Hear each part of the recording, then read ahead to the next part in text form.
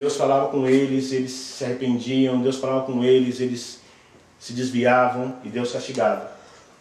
Aqui nesse episódio eles começaram, depois vocês leem em casa, Números 25, aconteceu justamente aquilo que o Balaão disse. Eles se misturaram com as mulheres moabitas, eles começaram a ir pelo fato da prostituição aos cultos deles, vamos dizer assim, se prostituía com as mulheres, comia a carne dos ídolos, se ajoelhavam diante dos ídolos, e aí Deus disse, pega todo mundo que está envolvido nisso aí, traz e enforca. E pior, a coisa ficou tão mais complicada que de repente um israelita, ele traz uma moabita para morar com ele, no meio da congregação de Israel. Um sacerdote chamado Finéias, ele fica indignado com aquilo, ele pega uma lança, entra na tenda desse israelita que tinha uma moabita morando com ele, e ele mata os dois com uma lançada só. Fura ele, fura ela, e aí Deus fala, agora sim, Finéias foi um camarada fiel, e agora eu vou tirar a peste contra Israel. Por quê? Porque o povo errava e Deus mandava sempre uma peste. Talvez você vai perguntar também, voltando ao nosso texto, por que os filhos tiveram que pagar pelos erros do pai? Como é que fica? Lá em Deuteronômio fala assim, né? Pois os pais não morrerão pelos filhos, nem os filhos pelos pais. Cada um morrerá pelo seu pecado. Isso que a Bíblia fala. Mas está morrendo os filhos ali. Nesse caso não se trata de um julgamento. Nesse caso não é algo que era a punição de um pecado, mas sim era uma expiação. Era algo como se fosse um sacrifício, e tanto isso era verdade que eles tiveram que ficar expostos, os corpos tiveram que ficar lá até que a chuva viesse. Porque na realidade a questão era que a seca, a fome que havia era a falta de água, e os corpos tinham que ficar ali estendidos até que Deus respondesse, aceitasse aquele sacrifício. 7 homens foram eles não foram sepultados porque não se enquadravam no castigo dos pecados. Da onde eu tiro isso? Lá em Deuteronômio 21, 23, ele fala assim, quando também alguém houver pecado, digno de juízo de morte, e for morto, e o pendurares no madeiro, não está falando da cruz, pendurado, enforcado, o seu cadáver não permanecerá no madeiro, mas certamente o enterrará no mesmo dia, porquanto o pendurado é maldito de Deus. Assim não contaminará a tua terra, que o Senhor teu Deus te dá por herança. Deus ele estabeleceu que é a mesma coisa com Osama Bin Laden. Quando você pergunta assim, mas por que tiveram que enterrar o homem naquele dia? Assim, a explicação de parte desse enterro no meio do mar tem relacionado com a cultura, com a religião do Oriente. Mas esses 7 homens não. Com esses 7 homens eles morreram e eles iam ficar lá. E por que eles iam ficar lá? Porque eles não eram condenados. Ele não estava pagando por um pecado. O que estava acontecendo é que eles estavam sendo, vamos dizer assim, uma oferta para apaziguar uma situação que o pai dele tinha realizado. No caso de Davi, 70 mil morreram. No caso aqui, 7 apenas morreram. Esse é um texto da Bíblia que a gente não consegue explicar muito bem. Você vai achar pessoas dizendo, mas Deus é mau, Deus fez isso, Deus fez aquilo outro. O fato é que Davi não consultou a Deus. A Bíblia não fala assim, Davi foi lá e consultou a Deus. Davi foi lá e deu a resposta na hora. Mas também a Bíblia não fala que Deus reprovou aquilo que Davi tinha feito. E também a Bíblia não fala que Deus não aceitou aquilo, porque Deus mandou a chuva mais para frente, que vocês vão estar vendo. Está ali agora 7 homens mortos e uma mãe. E aí a gente volta para o nosso texto. Mas tomou o rei os filhos de Rispa, filho de Aiá, lá no verso 8, que tinha tido com Saul. O nome deles era Armoni e Mefibosete.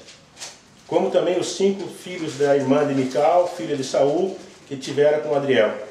Verso 9, e os entregou na mão dos gibeonitas, os quais os enforcaram no monte perante o Senhor, e caíram esses 7 juntos, e foram mortos no dia das cegas, nos dias primeiros do princípio da cega da cevada.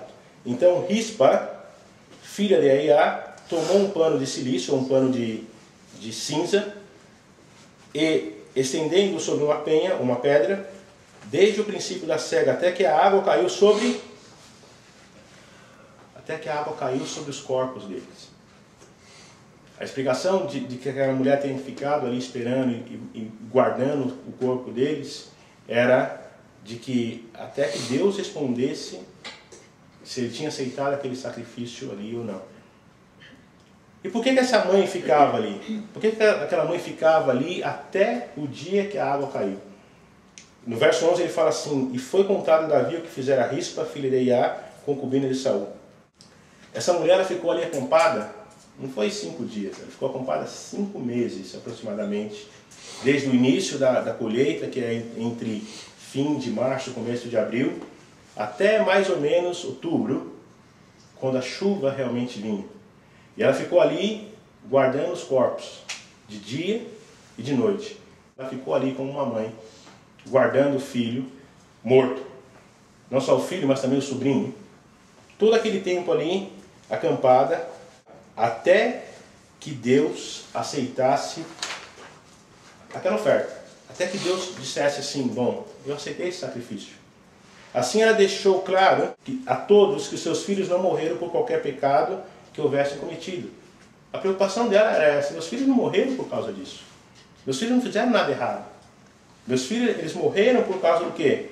Eles não eram rebeldes, eles não eram teimosos, ele não era filho que desprezava o pai ou a mãe, mas eles morreram por causa do pecado do pai. Ela jamais o desampararia, mesmo após a morte, mesmo após aquele destino.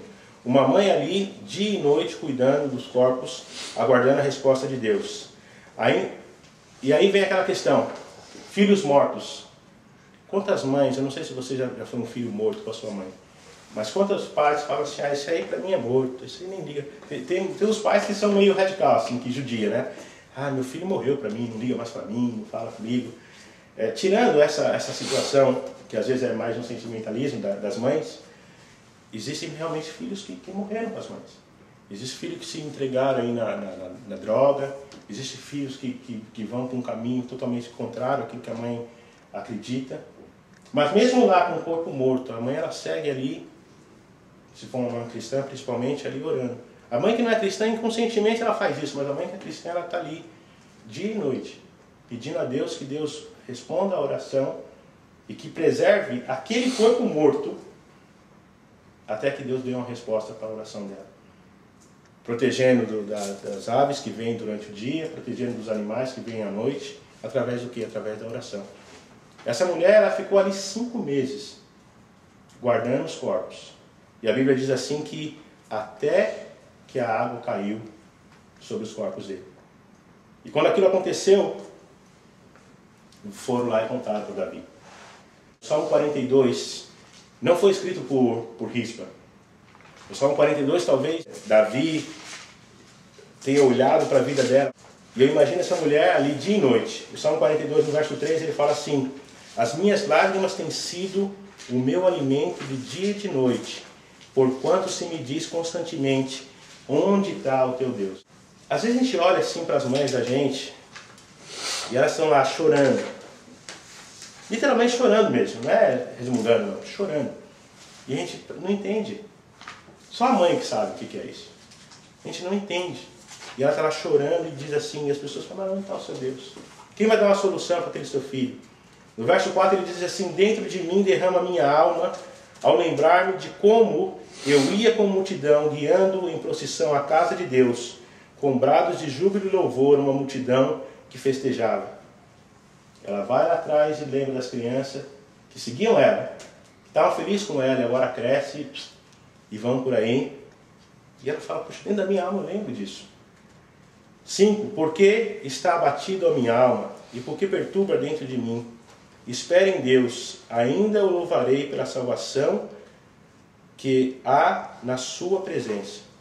Ó meu Deus, dentro da minha alma está abatida, porquanto me lembrei de ti desde o Jordão e desde o Hermon, desde o monte Sicar. Essa mulher estava ali esperando. Ela estava próximo ela estava ali em Israel, em cima de uma pedra, e ela podia lembrar de Deus todo o tempo. E falando assim: mas minha alma está batida. Mãe tem essas coisas.